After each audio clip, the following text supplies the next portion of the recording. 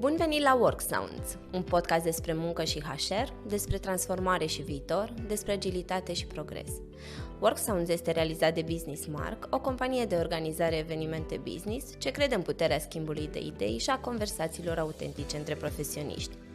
Hello, my name is Leonard Rizoiu. I'm managing partner leoHR and HR expert, and I'm happy to be the host of Worksound on a special occasion. You are listening to a special episode recorded at HR Uncovered, an event organized in Bucharest by BusinessMark, the producer of this podcast. We are at Moxie Bucharest Old Town, and I'm here with Angelique Slob, who is one of the speakers today, one of the guest speakers today, international. Hello, how are you and welcome? Thank you, Leo. How is Romania till now? Oh, it's lovely. I'm so happy, and I think this is a great place as well. The location and the event is organized super well. Feel treated and very welcome. Thank you very much for accepting our invitation. Angelique is with over 15 years of experience in this area, internationally acknowledged as being one of the pioneers in new ways of working. I will ask you what is that. So as a former HR executive, organizational sociologist, she has been supporting future-focused organizations with workplace transformation. Tell me, what's new ways of working? Yes, it's actually the name of a concept that was developed in the late 90s in the Netherlands. Based on activity-based working, workplace strategists came up with the concept to change the physical location and also allowing people to give more flexibility in where they worked and when they worked. So something we call hybrid now, and spaces that are more like, you know, the interior of this hotel, and where people can feel more at home at work. And it's called the new way of working, and I came in for my HR interim director role. I really noticed that even if the millions were spent in the concept, that still management had a little bit of a difficulty to actually allow the freedom and autonomy and managing on results that were also part of the concept in my view. Mm-hmm. For example, a friend of mine, a lawyer, who dealt with like very big mergers and acquisitions in $1 million contracts, her manager told her that she couldn't do the laundry on the day that she worked from home. And I was like, and it's not the only example, right? There are like so many things, and it's become a central theme in my work because I was very curious, like, why is it so difficult for organizations to start give the autonomy and look at knowledge workers at what their results should be and their innovation, but we keep on thinking those outdated systems about time and place. And well, I started to look for answers at the university. This is where you go. And I studied organizational sociology, and I've been on this path for the last 15 years, advising companies future-proof their organizations and optimize it for knowledge workers. Amazing. So what we have now, actually, you started 10 years ago with this program, The Future of Working, and look, the pandemic came and helped you to implement very easily this kind of schedules, this kind of programs. Yes, I was almost 10 years ago, I embarked on a one-way cruise from Spain to Brazil, and it were like almost 150 digital nomads, and they all told me the same story. I quit my job because my employer doesn't allow me to work remotely for 3 months, and I don't want to spend the winter in Northern Europe. Mm-hmm. And I was looking at it, I was like, this is a lot of human capital on this cruise ship. Mm-hmm. And I started to embrace the technology and the possibility to work remotely early on as a consultant, also because I wanted to work with like the coolest clients in the world, and not just be limited to the clients that happen to be in my region. So I was like really at the forefront, and of course the pandemic was an interesting time, and suddenly everybody was a remote working expert. That was the most interesting part. And what I see, and I'm really happy to share my views on today a little bit more deeper in the talk today. It was very disruptive, but as I said, as people came back after pandemic, first of all, a lot of people thought we went back to normal, like pre-pandemic. I was like, that's not going to happen. Then a lot of companies, when they embrace the hybrid model, which is a policy or like a compromise that offers a little bit of flexibility, but also doesn't really fundamentally change the way we work. I said it's not the status quo. There will still be more and more effects. And you can see on tools that have been developed, you can see that companies are still adapting and trying to figure out how to make that work in the new reality. And it's very interesting to dive deeper in the role of HR. Indeed. Are there any industries where it's not suitable, hybrid or work remotely completely? Well, there's of course the nature of work and the nature of your organization always needs to be taken into account in your hybrid work strategy. Of course, a company that is very location, people like this hotel or like a restaurant. I always say like a restaurant, that hasn't changed since pre-medieval times, right? You know, it's like you order and someone cooks your food and someone brings it to your table and you eat it and you pay. So those concepts, they are not very subject to innovation.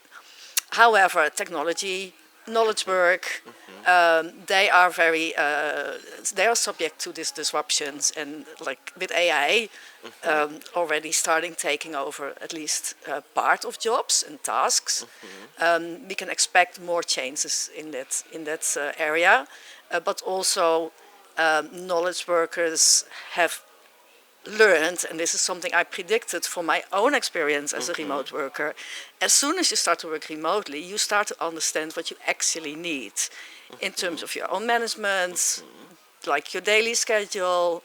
So a lot of people discover that they like to do some exercise during the day, and they don't want to give that up and come back to, a full, very also exclusive concept of having to go to a place and every single day and spend the whole day away from where you live and your own community and your own family. Yeah. In pandemic times, the companies were forced to apply to hybrid or completely remotely work.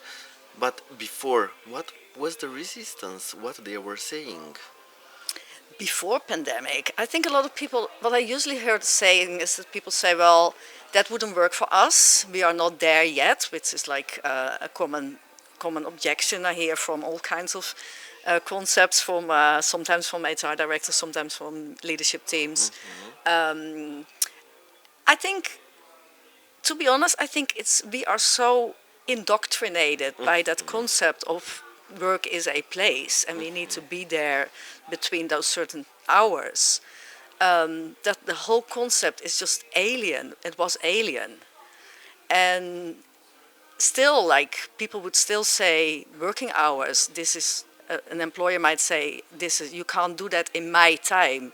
So the transaction of selling your time and physical labor, it's an industrial concept. And as soon as the knowledge workers got introduced, which is in the late 60s, 50s, 60s, that actually changed. A knowledge worker is not selling their time or their labor. The knowledge worker is adding their expertise and experience. They work with knowledge and they bring knowledge. And they are just partly owner of the means of production. And that is actually a very interesting shift in the whole employer-employee relationship. Yeah.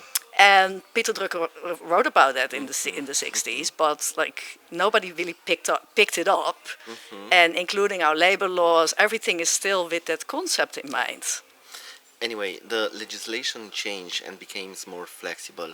Do you think it should be more than it is right now at European level legislation? It's a good question. My primary reaction is always I don't believe in legislations too much. I really think that companies need to broaden their context. And we see two things. There's more legislation around the right to ask for flexibility, but that doesn't change the mindset of the CEO. It's probably not going to work, and it might even has a counter effect that somebody who is using that right might not be eligible for a promotion and maybe gets fired because if the company doesn't change by heart. And then there's for example, legislation about the right to disconnect, which means that, especially with a distributed team around time zones, Yes. that you can't send an email after working hours. But I said, well, working hours are no longer the traditional working hours. So how are you going to manage that? And one of my clients, she has like a footer, her email footer says, I work flexible hours. Please don't feel obliged to answer this email if it reaches your inbox in your non-working hours. Very nice. And Very I'm like, nice. that's like, such a friendly, nice thing to do. And we don't need legislation and saying, well, my manager sent me an email. It was like 5:05 and I was already in the bar. Yes, indeed. Do you see people coming back to offices full time, every time, all the time, like it was before? Do you see it? No. There is, of course, the return to office, and I think it seems to happen more in the US than in Europe. In the Netherlands, people already work like part-time remotely. So it's quite already like more integrated. I've been speaking to companies where people not only take the few days that they work remotely, but even the office days are less. So people would be going home a little bit earlier, spending more do different activities as well. People come more to connect, to have meetings, to have brainstorm sessions.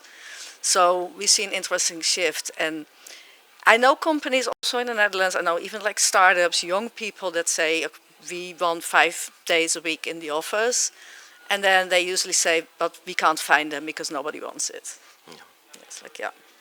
Is there any studies, or are there any studies between work-life balance and hybrid or completely work remote?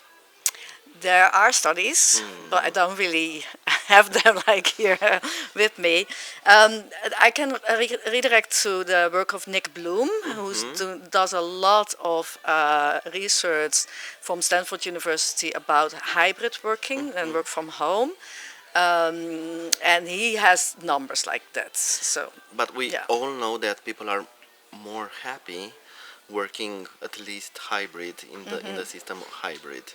Yeah. So I think the CEOs of the companies should know this, should be aware of this, and this is what we have to promote, because happier employees are much more productive. Exactly. That's for sure. And what's behind that is also the part of autonomy.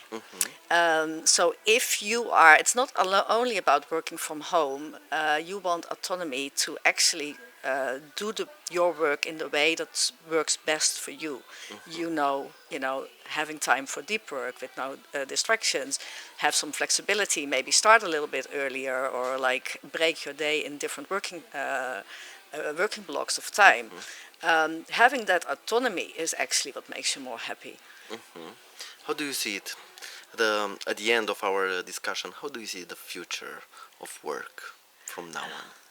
As an optimist, I always, I think people are more flexible, and especially, so I'm looking at the knowledge workers, right?